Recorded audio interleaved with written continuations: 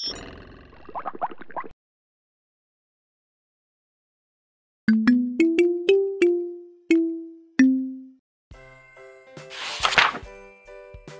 ساعات بنشوف السوائل بتكون قطرات أو المية بتتكور ومش بتبل أسطح زي الشمع، أو مثلا نلاقي حشرة واقفة على سطح المية وما بتغرقش؟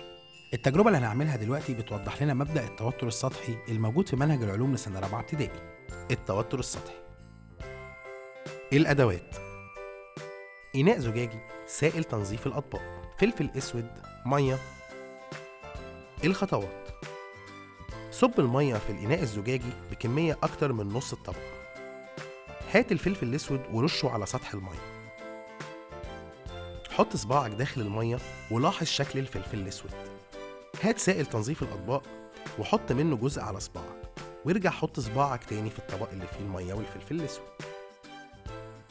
المشاهدة: هتلاحظ ان في اول مره حطيت صباعك في الميه مفيش اي حاجه اتغيرت والفلفل الاسود فضل زي ما هو، لكن لما حطيت صابون غسيل الاطباق على صباعك ورجعت حطيت صباعك في الميه الفلفل الاسود بعد لاطراف الطبق. التفسير: السوائل بتتصرف كما لو كان سطحها عباره عن غشاء مرن مشدود في نفسه، وهو اللي بيتعرف باسم التوتر السطحي.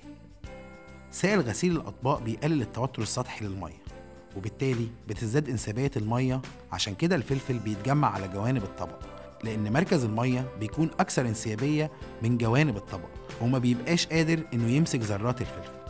التوتر السطحي موجود في الطبيعة في كذا حاجة، فمن الملاحظات اليومية إننا بنلاحظ إن السوائل بتكون قطرات، وإن المية مثلا بتتكور ومش بتبل أسطح زي مثلا الشمع.